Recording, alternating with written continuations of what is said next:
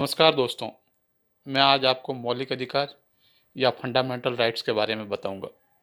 मौलिक अधिकार या फंडामेंटल राइट्स।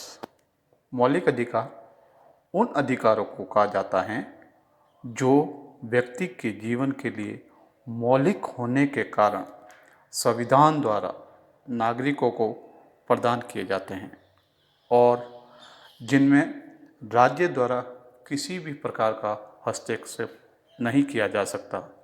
ये ऐसे अधिकार हैं जो व्यक्तित्व के पूर्ण विकास के लिए आवश्यक हैं और जिनके बिना मनुष्य अपना पूर्ण विकास नहीं कर सकता। ये अधिकार कई कारणों से मौलिक हैं। मौलिक अधिकारों को देश के संविधान में स्थान दिया गया है तथा संविधान में संशोधन की प्रक्रिया के अतिरिक्त उनमें किसी प्रकार का संशोधन नहीं किया जा सकता। ये अधिकार व्यक्ति के प्रत्येक पक्ष के विकास हेतु मूल रूप में आवश्यक हैं। इनके अभाव में व्यक्ति के व्यक्तित्व का विकास अवरुद्ध हो जाता है। इन अधिकारों का उल्लंघन नहीं किया जा सकता। मौलिक अधिकार न्याय योग्य हैं तथा समाज के प्रत्येक व्यक्ति को समान रूप से प्राप्त होते हैं। भारतीय संविधान में नागरिकों के मौलिक अधिकारों का वर्णन संविधान के तीसरे भाग में अनुच्छेद 12 से अनुच्छेद 35 तक किया गया है। भारतीय संविधान के अंतर्गत भारतीय नागरिकों को 6 मौलिक अधिकार प्राप्त हैं। इसमें पहला समानता का अधिकार अनुच्छेद 14 से अनुच्छेद 18 तक, दूसरा स्वतंत्रता का अधिकार अनुच्छेद 19 से 22 तक, शोषण के विरुद्ध अधिकार अनुच्छेद 23 से 24 तक, धार्मिक स्वतंत्रता का अधिकार अनुच्छेद 25 से अनुच्छेद 28 तक, सांस्कृतिक तथा शिक्षा संबंधी अधिकार अनुच्छेद 29 से अनुच्छेद 30 तक, संवैधानिक उपचारों का अधिकार अनुच्छेद 32, समता या समानता का अधिकार अनुच्छेद 14 में विधि के समक्ष सभी नागरिकों को समान रूप से अधिकार प्राप्त हैं।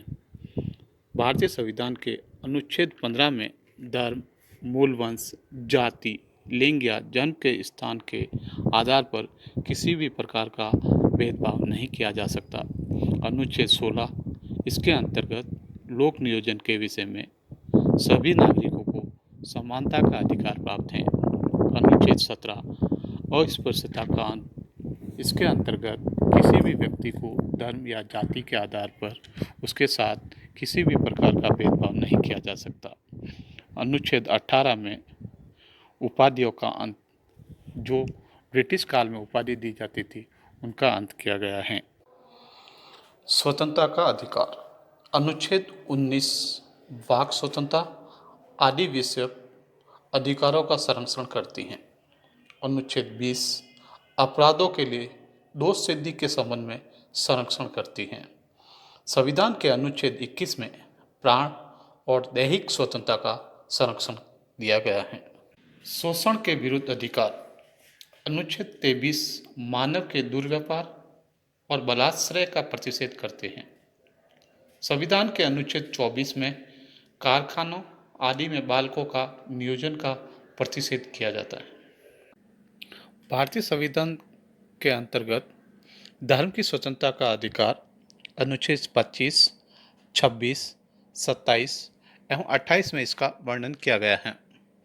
इसके अंतर्गत अनुच्छेद 25 अंतर्ग्रहण की और धर्म के अबोध रूप में मानने, आचरण और प्रचार करने की स्वतंत्रता, अनुच्छेद 26 धार्मिक कार्यों के प्रबंध की स्वतंत्रता, अनुच्छेद 27 किसी विशिष्ट धर्म की अभिवृद्धि के लिए करों के संदाय के बारे में स्वतंत्रता, अनुच्छेद 28 कुछ शिक्षा संस्थानों में धार्मिक शिक्षा या धार्मिक उपासना में उपस्थित होने के बारे में स्वतंत्रता का उल्लेख किया गया है।